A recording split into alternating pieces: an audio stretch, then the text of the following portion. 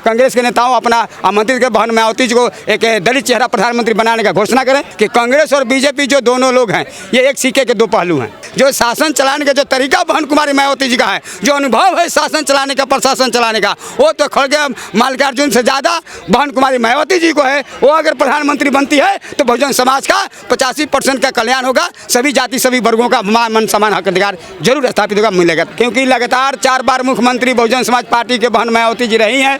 उत्तर प्रदेश देश के सबसे बड़ा प्रदेश रहा उत्तर प्रदेश, और उसमें जो 4 बार मुख्यमंत्री रही है, वहाँ का उनका शासन काल में जो है गुंडागर्दी खत्म हो चुकी थी, भ्रष्टाचार खत्म हो चुका था, और एक बेहतर समाज बनाने का, बहुजन समाज के हक अधिकार मान सम्मान का लाने का उन्होंने अच्छा योगदान दिया है। शिक्षा में भी 1 लाख से 1,500 तक शिक्षकों की भर्ती किया है, यूनिवर्सिटी का स्थापना किया है, और बड़े सिपाहियों की भी भर्ती किया है। उत्तर प्रदेश में बहुत सारा विकास के कार्यों का गंगा बहाने का काम। कांग्रेस के नेता कह रहे हैं बगैर बसपा के हम बीजेपी को नहीं हरा सकते, गठबंधन में लाना जरूरी है मायावती को। सामाजिक संगठन के माध्यम से हम समर्थन करते रहे हैं, क्योंकि मेरा ये बैनर रहा संविधान बचाओ संगठन। इंडिया गठबंधन बना है, क्या उसमें बसपा को जाना चाहिए?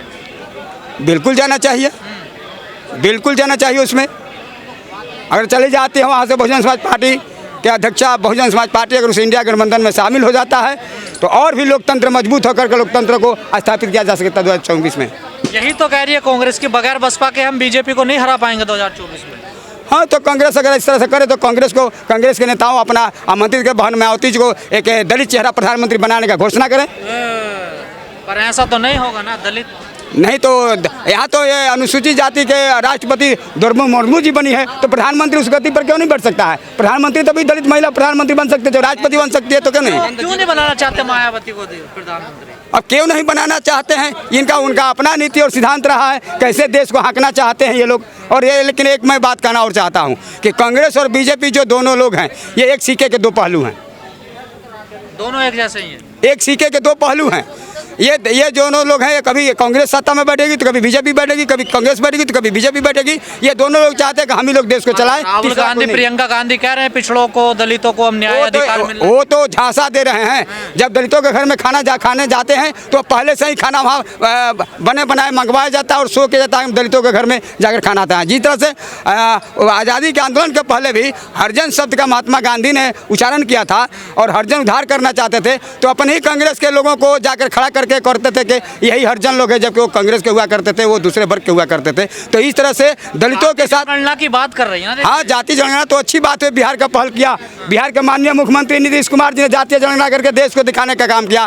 कांग्रेस कह रहे हैं ना पहले हमें वोट दो फिर हम कराएंगे जातीय। नहीं, वोट देने से पहले तो ये सत्ता में पहले बैठी रही है। ये 70 सालों से कांग्रेस ने शासन चलाया इस देश में, पहले जातीय जनगणना क्यों नहीं करा? 1931 में जनगणना हुई थी अंग्रेजों के समय में, और इतने दिनों तक 70 सालों तक ये कांग्रेस ने शासन किया, तो क्यों नहीं है जातीय जनगणना करा दिया? ये गरीबों को हमेशा छलते रहा है, धोखा देने का काम किया। और जातीय जनगणना हो जाती तो स्पष्ट हो जाता कि किस इस देश में किस किन जातियों का कितना आबादी है, कितना प्रतिनिधित्व मिलना चाहिए, इतना परसेंटेज है, उस हिसाब से उनको प्रतिनिधित्व मिलना चाहिए था। तो क्या चल रही है कांग्रेस भी? कांग्रेस भी, अब देखिए, कांग्रेस भी इतने दिनों से जब जातीय जनगणना, जातीय मुद्दे पर मैं बोल रहा हूँ कि जातीय जनगणना जब नहीं कराया, जब इतने दिनों से मांग होते रहा है कि नहीं जातीय जनगणना होनी चाहिए, लेकिन कांग्रेस भी जातीय जनगणना कराने से इनकार करती रही और आज भी इनकार कर रही है और खुलकर नहीं आ रही सामने। न ईवीएम के सवाल पर भी खुलकर कांग्रेस नहीं आ रही है। इसका मतलब कि उसमें दाल में काला लगता है और ये शासन चलाने का उनका अलग तरीका है। प्रधानमंत्री की मांग हो रही है कि दलित चेहरा प्रधानमंत्री होना चाहिए। बिल्कुल होना चाहिए, हम तो कहना चाहेंगे, हमने कहना चाहेंगे कि नहीं, भारत का प्रधानमंत्री एक दलित चेहरा होना चाहिए, तब जाकर के बहुजनों का। में मायावती होनी चाहिए, मल्लिकार्जुन खड़गे। हम तो चाहेंगे कि मल्लिकार्जुन खड़गे जी जो हैं वो तो मुख्यमंत्री कभी नहीं रहे हैं, केंद्र में बने और राष्ट्रीय अध्यक्ष बने थे, लेकिन जो शासन चलाने का जो तरीका बहन कुमारी मायावती जी का है, जो अनुभव है शासन चलाने का, प्रशासन चलाने का, वो तो खड़गे मल्लिकार्जुन से ज़्यादा बहन कुमारी मायावती जी को है। वो अगर प्रधानमंत्री बनती है तो बहुजन समाज का 85% का कल्याण होगा, सभी जाति सभी वर्गों का मान सम्मान हक अधिकार जरूर स्थापित होगा, मिलता। वो दलित है ना, देखिए दलित नहीं, वो देश का नेत्री है, वो दलित नेत्री नहीं, वो बहुजन का नेत्री है, वो राष्ट्र का नेत्री है, वो देश का नेत्री है, वो दलित नेत्री नहीं है। ये लोग अपनाएंगे, ये लोग प्रचार करते रहे दलित नेत्री के। कांग्रेस का तो एक तरफ भी बयान नहीं, अगर नहीं बयान आ रही है तो लेकिन फिर भी हम चाहेंगे कि देश में बहुजन का सरकार बने और दलित चेहरा प्रधानमंत्री बने। उसके नेतृत्व आपको क्यों लग रहा संविधान बचाना चाहिए? इसलिए संविधान बचाना चाहिए कि ये देश में जो स्थिति बनी हुई है, अभी कुछ दिन ही पहले, आज महीना दिन के पहले, जो आदरणीय प्रधानमंत्री नरेंद्र मोदी जी का सलाहकार, आर्थिक सलाहकार जो विवेक देवराय जी हैं, उन्होंने बोला कि इस भारत की देश के संविधान को बदल देना चाहिए। तो हम लोगों को लगा कि ये भारत की संविधान विश्व का सबसे सर्वोत्तम संविधान है और इसमें सारे जाति, सारे वर्ग, सारे धर्मों के लोगों का मान सम्मान, हक, अधिकार निहित है। तो फिर क्यों इस देश का संविधान बदलने जा रहा है? कह रहे हैं कुछ पुराना हो गया है कुछ लोग। नहीं, पुराने नहीं हो गए हैं। यहाँ के जो लोग हैं, ऐसे कुछ लोग हैं जो अपने हिसाब से इस देश को चलाना चाहते हैं।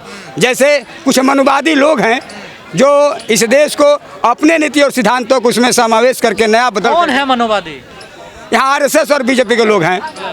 वे उसमें से कुछ लोग हैं जो इस तरीक़े से मनुस्मृति को तो बड़ा सम्मान करते हैं संविधान का। संविधान कहाँ करते हैं? जब विदेश दौरा पर जाते हैं तो कहते हैं मैं भारत को बुद्धमय बनाना चाहता हूँ, और जब इधर से आते हैं तो मंदिर और मस्जिद का मुद्दा खाड़ करके देश में अपने कुर्सी के लिए ये आंदोलन करते हैं और ये लोगों को भ्रम में डालते रखते हैं। 2024 में चुनाव भी है, क्या लग रहा है आपको?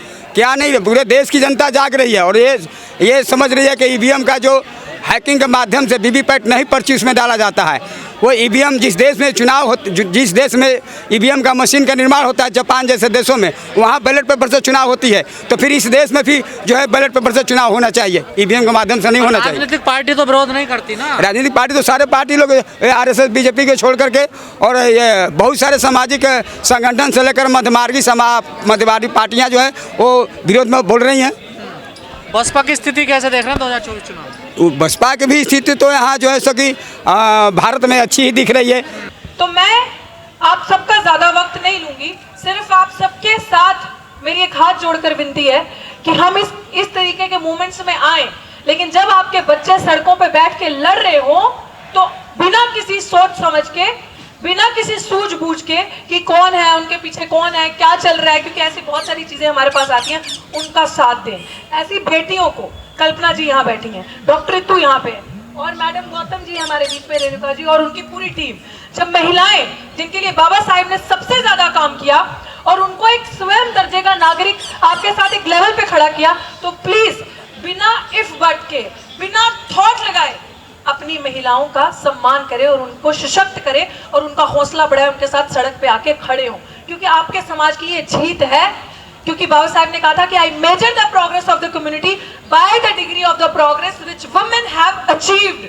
तो आपके समाज की महिलाएं आज इतना कर चुकी हैं कि आज सीना ठोक के और सर उठाकर मंच में भी बैठी हैं और प्रोग्राम को लीड भी कर रही हैं। तो ये बहुत बड़ा मैसेज है। तो बस यही कहना चाहूंगी कि एक धरना, कल्पना जी, मैं चाहती हूँ जब आप यहाँ से खत्म करें, तहे दिल से आज दिल्ली की जो मेरी सिख समाज है, क्योंकि मैं पंजाब से जहाँ से हूँ, सिख कम्युनिटी से हूँ, तो हर एक का अपना अपना तरीका रहता है प्रोग्राम को करने का। तो जो सिख समाज है वो जस्टिस के लिए, न्याय के लिए आज हमारे धरने पे जो 4 नंबर गेट दिल्ली विश्वविद्यालय में चल रहा है, एक उन्होंने सुखमनी साहब का पाठ रखा है वहाँ पे, तो आप सब वहाँ पे आए। एक बेटी यहाँ बैठी है और ये बेटी मुझे कह के गई थी